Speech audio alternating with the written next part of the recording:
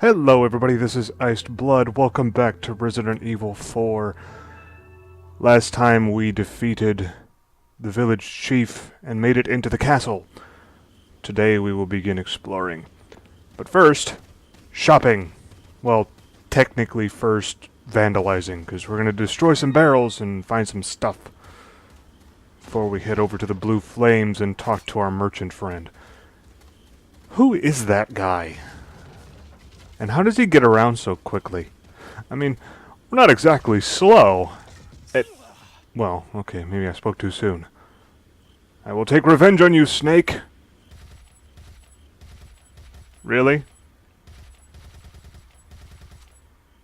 That is a very stealthy and agile snake. Finally. Anyway, that was embarrassing.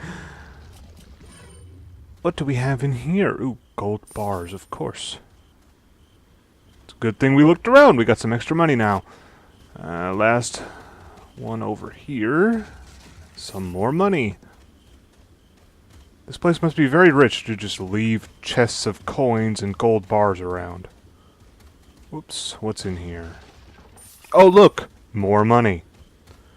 Alright, let's go in here and get our shopping done. Actually, hold on. Take a complimentary herb first. There we go. Welcome! Alright, this is special. We're in the castle now. I believe chapter 3-1, and that means...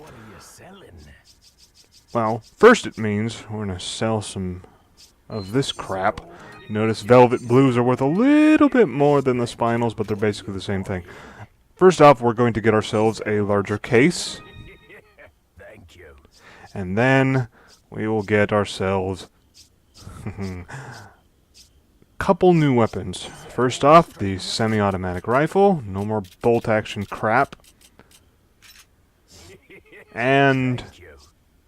not that. The blacktail. This is my handgun of choice. I love this thing. Thank you. What are you selling? We're going to be selling some of our other weapons. Like our Punisher. I'll buy it at a high price. Notice firepower is 1.1 there. The blacktail is 1.6. Is that all, stranger? The rifle is 4.0. Semi-auto is 7.0. These are definitely quite a bit more powerful than the guns we've had so far. And we're going to make it even worse. This is the first of our endgame weapons. Technically we have two now because there's not another rifle. But we're not going to update that just yet. It doesn't really need it. We have a lot of handgun ammo, though, so we're going to be wanting to use this one pretty regularly. And now that we have ourselves the end game, it is definitely worth sinking some money into. Let's put you up in the place of honor, right there in the top left corner. And we will set the... whoops. Gotta do some maneuvering. There was also another shotgun, the riot gun. I've never used that one. We're waiting for another shotgun to show up in his inventory later on. The riot gun, I believe, is a little more powerful and a little faster than the standard shotgun, but this first default one will serve us just fine until we get the next one. Look at that blacktail. It's all sleek and awesome. The biggest thing that I love about this one is that when it's fully upgraded, the reload speed is ridiculous. Now then, we have new weapons. So what does that mean? It means we have to test them.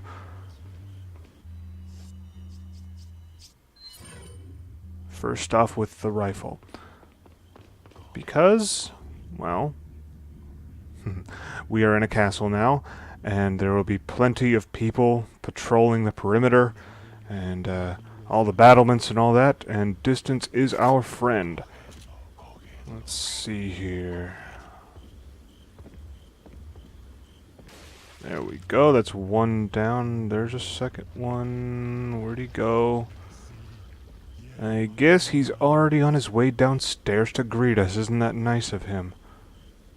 Alright, well, we will meet him on the stairs. That's right up this way.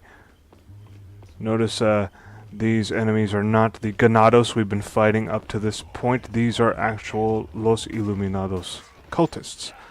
And we've unlocked a new move. Instead of kicking when they're on their knees, we can now suplex. Quite a bit more powerful than the standard kick, and it also has a chance to decapitate.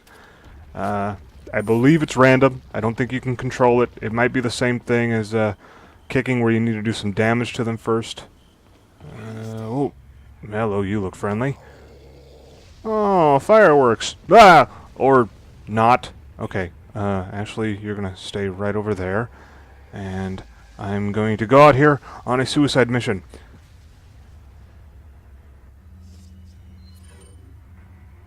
Alright, let's see. You might think we'd want to shoot the cultist, but actually all we want to shoot is that barrel right there. And that will take out the cultists and hopefully make the pathway safe. Let's find out. We're just sightseeing, nothing to worry about here. Come on, Ashley, let's go. So, I was thinking about something. Say you're one of these cultists, right? Say you're Pablo the Cultist. That's your name. That's your last name. It's a long-standing title, and you've inherited it. And you find out from Lord Sadler about this plan to kidnap the daughter of the United States President and use her as leverage and stop the United States from interfering and everything like that. And it's all wonderful. Yay! It was a good idea to join this cult, wasn't it? And then you find out that, oh, whoops, the American government found out, obviously, and they sent an agent to collect her. Well, that's fine. I mean, you've got a lot of members in your cult, and there's plenty of places where you can hide her, and, oh, you have monsters like El Gigante and Del Lago and all that, and you've got plenty of contingencies in order to make sure that she can't be reached by this intrepid agent. And then you start hearing stories, reports from other villagers, like, oh, he's actually pretty good, and he's killed a bunch of people. But it's okay. We still have Del Lago to handle him. Oh, what? He killed Del Lago? Crap. Well, at least we've got El Gigante, right? Oh, he killed El Gigante too. Okay, well, we have another El Gigante. That'll work. No. Well, that's fine. We still have Chief Mendez to handle things. He'll make quick work of this agent. It'll be fine.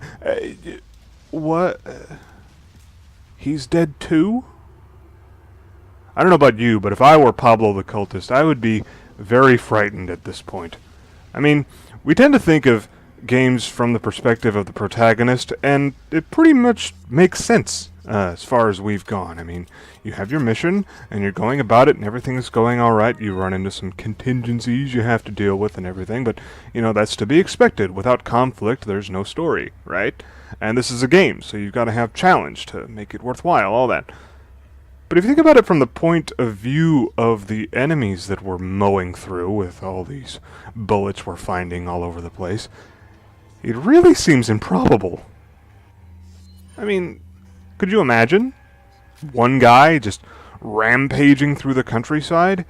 He was like the boogeyman.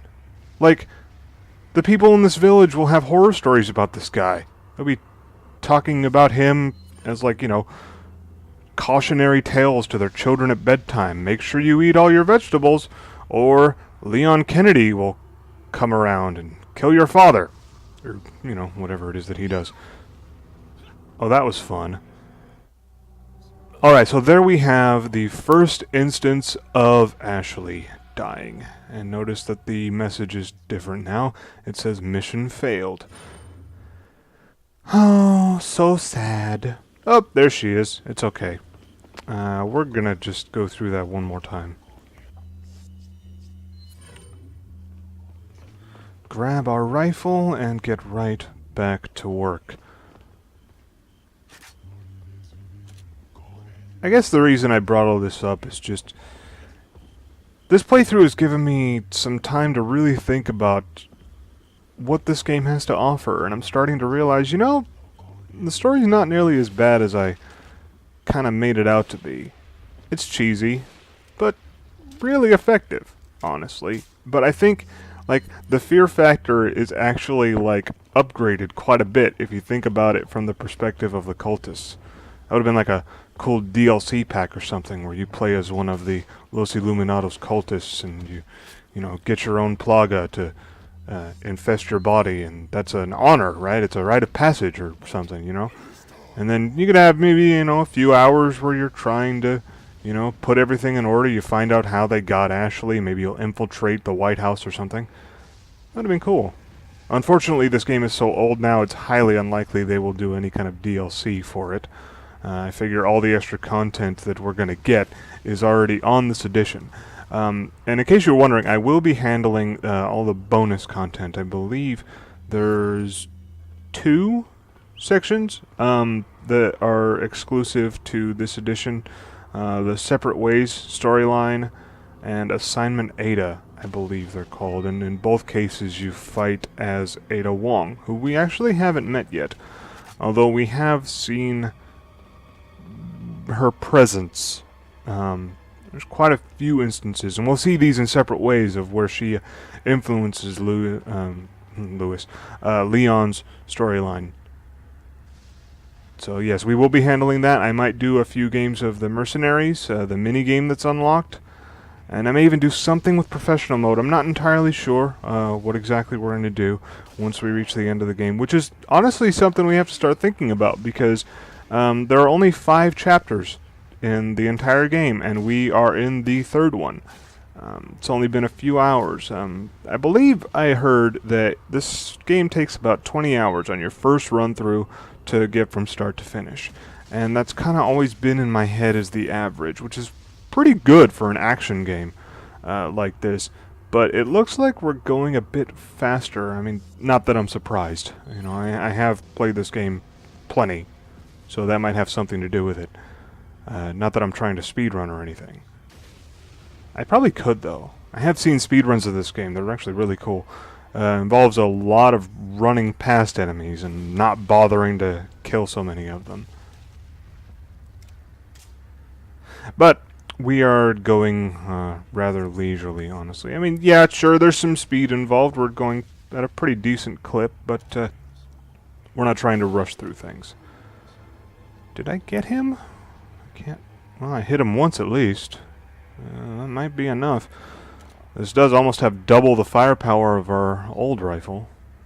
Of course, the biggest benefit that this rifle has is that you don't have to reload after every shot. This is, you know, that's where the semi-auto part comes into play. And this time, kept Ashley in that little house there, and that kept her safe. And that, of course, is the point of this entire mission. We have to keep her safe. Keep Ashley safe, Leon. That's the point of your mission. Don't put her in danger or anything. Don't teach her to defend herself or give her a gun. Just, you know. I feel like that would have been an interesting little subplot. There is a section later on in the game where you actually end up playing as Ashley for a little bit. Might have been interesting if Leon had taught her how to shoot. You know? I mean, he's got extra guns. Maybe instead of selling them to the merchant, he could have given one to Ashley and said, "Here, you know, shoot those barrels or whatever till you get used to it, and then keep it on hand at all times. And if a cultist tries to grab you, shoot him in the face." But, you know, that would have made sense. And we're not here to make sense. We're here to increase tension and make things harder. Because, you know, that's how games work. Alright, do I have anything to sell? I think I do. I picked up a couple things, I think. Let's see here. Oh, yep. Couple velvet blues. We're going to keep hold of the elegant mask for now. I think we can still get our hands on the extra gems, so... Leon, where's your current location? I decided to lay low in a castle, but it looks like it was a bad move. Meaning... Well, it appears that this castle's also connected with the Los Illuminados. Really? You must not get many visitors here, because they're giving me one hell of a welcome. Sounds bad. I have an idea, Leon. I need you to... What? Repeat, Hunnigan. Great. Just my luck. What? Communication doesn't work? It's almost like this is a horror movie. Platinum sword? Can we use a sword? No. This isn't Devil May Cry. Unfortunately.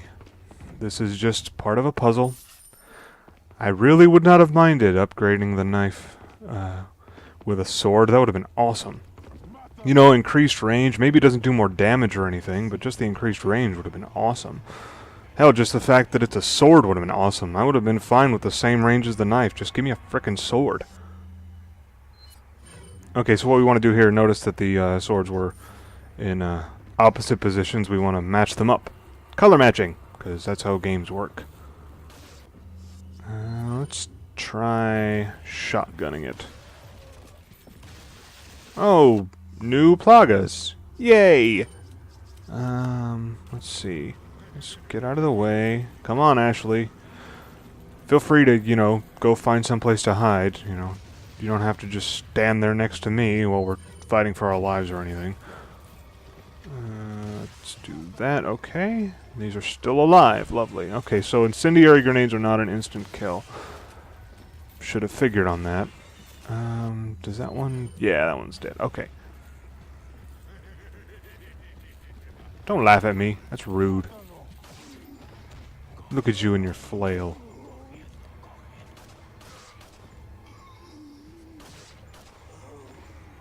Shot and then he killed him. There we go. Let's take you down. Awesome. It's a pretty powerful little gun. What the hell are you doing?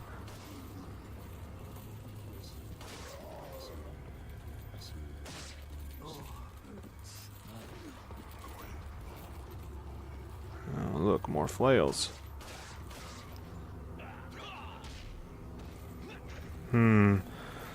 Still haven't managed to kill somebody with a suplex. There we go. That's what I was waiting for. Very satisfying. Crap, Ashley. Damn it. This is... Ow. Yes, I hear you. This is probably the part about Ashley that everybody who's played this game before hates, is the way she squeals. Just, stop. Crap. Okay, so that's the other way that your mission can fail. Whenever a cultist gets hold of Ashley, cultists or Ganados or any enemy, if they can get hold of Ashley and make it to an exit, any door that has a green button prompt, any exit, the game will end. The mission will fail because apparently Leon can't chase things through doors. And it's basically signing Ashley's death warrant, which I'm not having too much of a problem with. She's not that bad. I don't want to try and give the impression that I'm like every other player out here and I hate Ashley and she's annoying and could she not just be her? Can you be someone else? Can you just like stop being you? But I will admit her mechanic is annoying. I feel like the potential that she represented as kind of a secondary protagonist, I think the technical term is a deuteragonist. I feel like it was capitalized on with Resident Evil 5 when they introduced co-op. Your partner in that game is much more useful, and they had the same sort of thing in Resident Evil 6. So instead of... Ooh, that was awesome. Instead of having a damsel in distress to take care of while you're going through the game, you actually have a partner who will help you. But the unfortunate truth is, as stellar as this game is, and I definitely think it is better than 5 or 6 in terms of general quality. I did like 5, and I'm actually one of the 7 people on the entire internet that liked 6. I feel like this is the best, definitely. It did revolutionize the series, and it's definitely on the list for best game of all time. I love this game, but I will admit, Ashley feels like a misstep. I understand what they were doing, and I don't begrudge them that. But like I was saying before, I think that would have been very interesting if Leon would have taught Ashley how to shoot and given her a gun. Maybe she wouldn't have very good aim. Maybe she'd be a terrible shot, that'd be fine. If she were just doing something, you know, make this like a movie. What would you do if you were protecting somebody from a group of people trying to kill her? I would assume give her a weapon. She's a big girl, she can handle it. If Ashley were 7, I might understand why you wouldn't want to give her a weapon. Although even in that case, I might have given her a knife or something, you know. I mean, come on. Look where she's in. She's in a very precarious situation. And I don't know. I just feel like her safety is not really taken into much account. I mean, yes, technically, if you defeat the game the way you're supposed to, you have protected her all throughout this mission, and that's fine. But she's a very high-profile target. You know, she's the president's daughter. They keep hammering us over the head with that. Well, shouldn't she have learned some self-defense? Leon! Lewis! Lewis. I've got something for you guys. Is it candy? What? Oh, shit! I must have dropped it when I was running away from them. Dropped what? A drug that'll stop your convulsions. Look, I know you're carriers. You've been coughing up blood, right? No. No, not at all. We're fine. Yeah. And you. Yes. Damn it! The eggs have hatched. We don't have much time. What are you talking about? I have to go back and get it. Let me come with you. No, you stay here with Leon. He's better with the ladies, I'm sure. Why are you... It makes me feel better. Let's just leave it at that. How smooth of you, Lewis. Making a dramatic exit and all. Anyway. You just seem to be hanging around. Very effective guard duty there, dude. Oh. You look like you need a shotgun.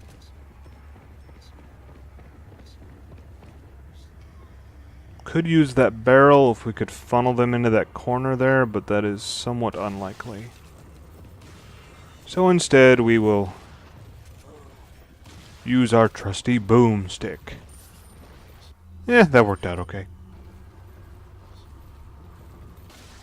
Nice! And that there's how a headshot should work. Got a few headshots there. There it is. Okay.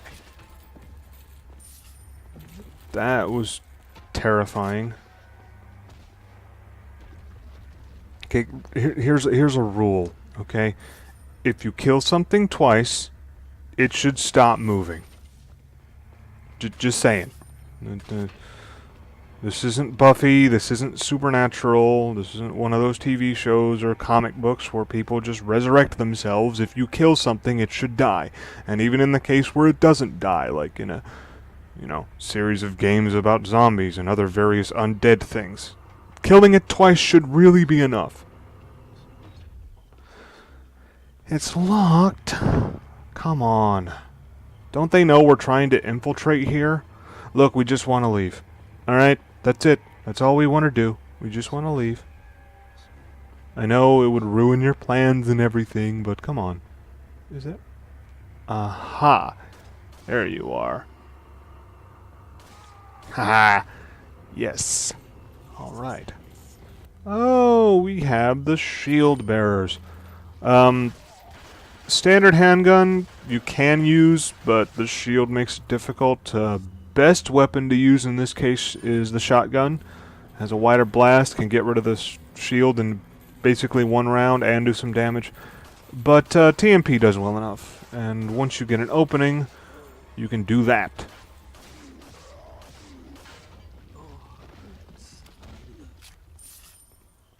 $1,700 pesetas and some shotgun shells.